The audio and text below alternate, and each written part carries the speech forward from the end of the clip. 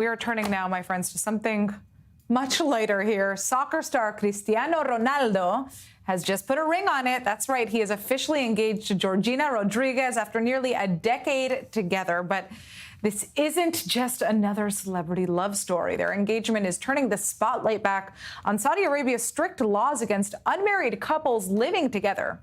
Ronaldo and Georgina have been living together in Riyadh for the past couple of years, and on paper, that is illegal in the kingdom if you aren't married. But in practice, it seems that the rules don't apply when you're one of the most famous athletes on the planet. And now Ronaldo says that he wants to stay for life in the kingdom, not just for football. And people are wondering, is this a sign that Saudi law is quietly shifting for foreigners, or is this simply a Ronaldo-sized exception? Well, of course, joining us for more on that is our correspondent, Joe Brown. We're not going to talk about the size of the ring. I know that's what everybody wants to talk about, but we're going to talk about, how significant it is that Ronaldo has been openly living with Georgina in Riyadh without a marriage certificate. I mean, does this suggest that, the willingness to share that engagement in spite of knowing about these laws that are in place in Saudi Arabia, does it suggest that Saudi Arabia is going to perhaps soften the laws that are in place for foreigners?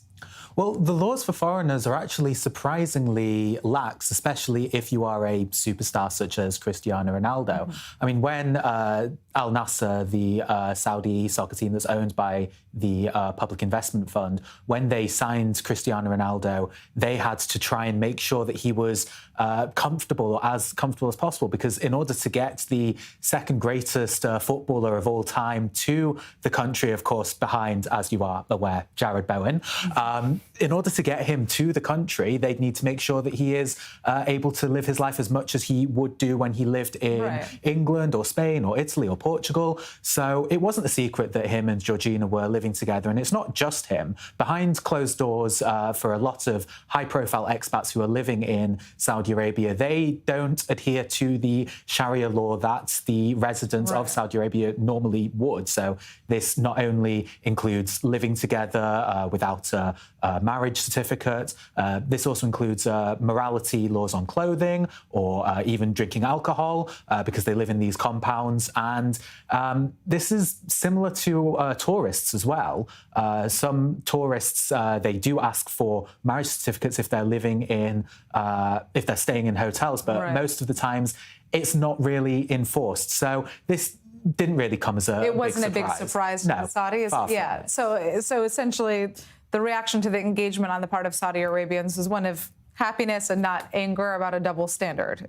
No, far from it. I mean, Saudi Arabia is still, at the end of the day, an autocracy. The people who are living there, they have to adhere to these laws. But there has been a much greater shift towards the West in recent years. This is following the Saudi Vision 2030, in which they want to become one of the leading soft power powerhouses in the world. This is why they are signing all of these world-class soccer players. This is why they are hosting the FIFA World Cup as well as Esports World Cup, and they're trying to increase tourism to the country. And in order to do that, they have to make it a bit more comfortable so that the people who are coming from abroad would actually want to live there. So this is why it's a lot easier for foreigners to sort of be a tourist there, I guess, to go on holiday with their spouse if they are not married. And the people there, they are still living by their own laws. They are not able to live with a partner unless they are married.